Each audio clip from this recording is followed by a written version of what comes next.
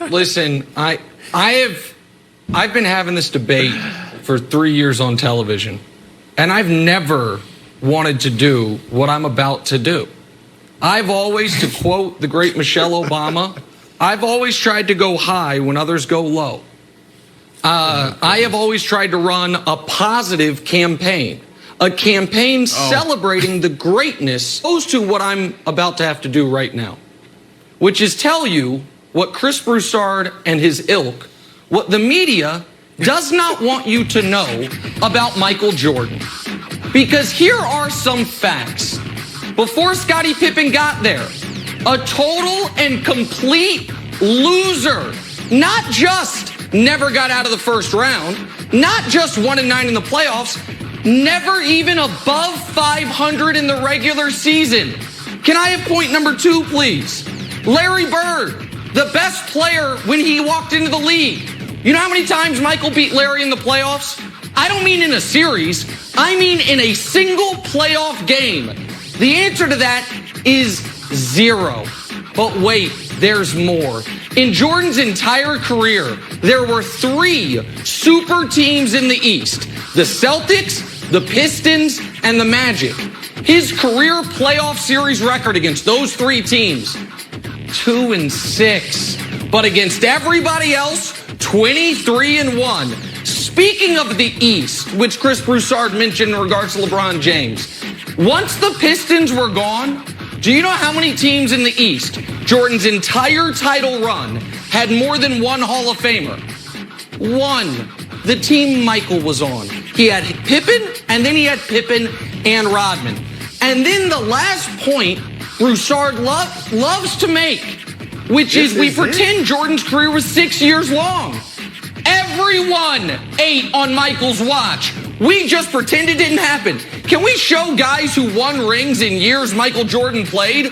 Well, Larry won, Kareem won, Magic won, Isaiah won, Hakeem won, Drexler won, Shaq won, Kobe won, David Robinson, Tim Duncan won.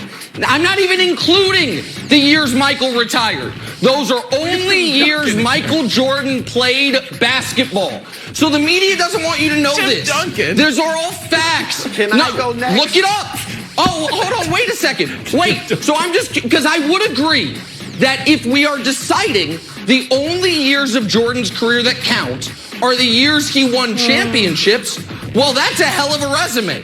But that's not how this works. You can't get the points you scored the other years, the MVPs you won the other years, the Defensive Player of the Year you won the other years, but then say, but nobody ate.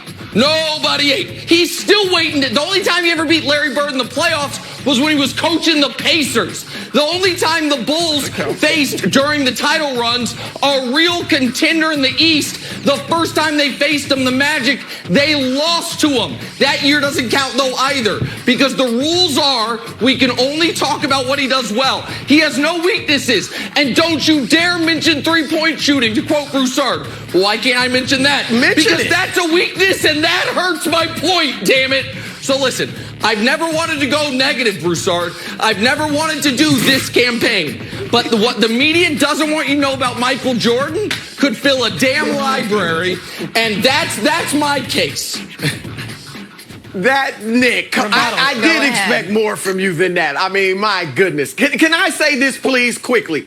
Rebut anything I said. Other before thing. You hold on. No, here's the other thing. No. You said wait. Because I don't. Hold on. I'll rebut it after a while. This should not, and I said this yesterday on Undisputed. This should not define LeBron's career any more than Magic Johnson's tragic Johnson moment in '84 defines his career. It doesn't. But however, when you are debating the GOAT, you nitpick. And this is a nit to pick. That's right. Michael Jordan, unlike anyone else, never had a meltdown moment on the big stage. We never saw the stage being too big for Jordan. Magic, we saw it. Bird had 2 8-point games in his first finals and a 12-point game. We've seen it with other players. And we saw it, Nick, you can't run from it, with LeBron in 2011. I'm not running from it. That's great. No one denies that. He learned from it. He became better. That's great. But it is an issue in the GOAT debate. Again, And Again, Michael right, Jordan I got it. never. I got it. When Michael Sorry, Jordan I lost those understand that. games you mentioned, he balled out. He never lost was the best. finals he was supposed to win. The game after he gambled. No, it's right. It's right. The game after he was out all night gambling in Atlantic City when they were down 2-0 and he went 3 for 18. That one doesn't count because the next game he was great. I Was the get stage too it. big? But I'm just curious. Was it because the stage was too big? I don't know why it was. I just know he went 3 for 18 in the game when his team was down 2-0 after he was out all night gambling. But I just know that happened. They won, But I'm just curious because you're very good at, like I said, the media like you. We can go negative at LeBron. Is anything I said there wrong? No.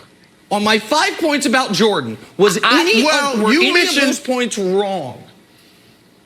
They weren't wrong, but they weren't that powerful. They weren't. When I said nobody won on Jordan's watch, I didn't say his whole career was his watch. I said once he started winning, once he took over the league, it was a wrap, baby. No one else got a chance. LeBron didn't rule the East his entire career, but once he took over the East, it was a wrap.